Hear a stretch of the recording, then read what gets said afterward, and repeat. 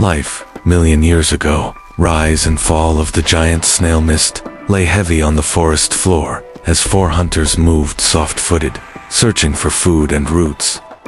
Roko led the small band, eyes on the ground, listening for snapped twigs and the scent of rot. Mira paused at a hollow stump, lifting a mushroom to her nose. The air smelled of wet, loamy earth. Darrow laughed, careless, prodding a damp leaf with his club. Luna watched the high canopy for birds. A distant rasp answered a low grinding from under leaf and root, not like any animal they knew. They found the shell first, mottled brown, taller than a man, half buried in mud and mossy debris.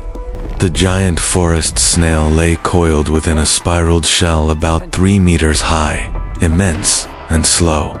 It moved slow, as if thought itself were thick. Thick slime glistened on its lip, smelling faintly of iron. Darrow stepped too near the foot. The snail struck, a crushing wet embrace that ended 2 heartbeats. The creature's heavy, muscular foot slammed down, taking 2 hunters.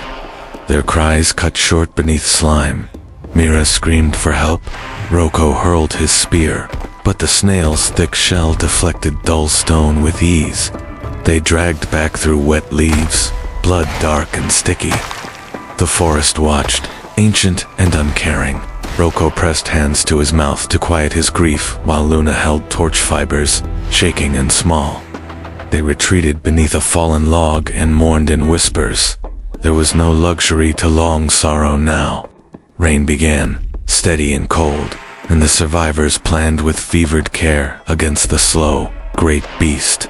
Mira suggested baiting the snail into a pit where sharpened stakes and logs could trap the foot. Darrow volunteered to lead the lure. Roko would cut poles and harden points by hot stone and fire. Luna would run ahead, tearing leaves to mark the path and raising noise to guide the creature's crawl. They worked with wet hands, gathering sap-soaked rope, sharpened branches, and a woven net of vines. The pit was dug shallow but wide beside a tilted root where the snail's steady path would run true. At dusk, they set torches and beat drums. The smell of roasting root and smoke masked human breath. They beat deep rhythms on hollow roots to draw the creature by sound, patient and careful baiting.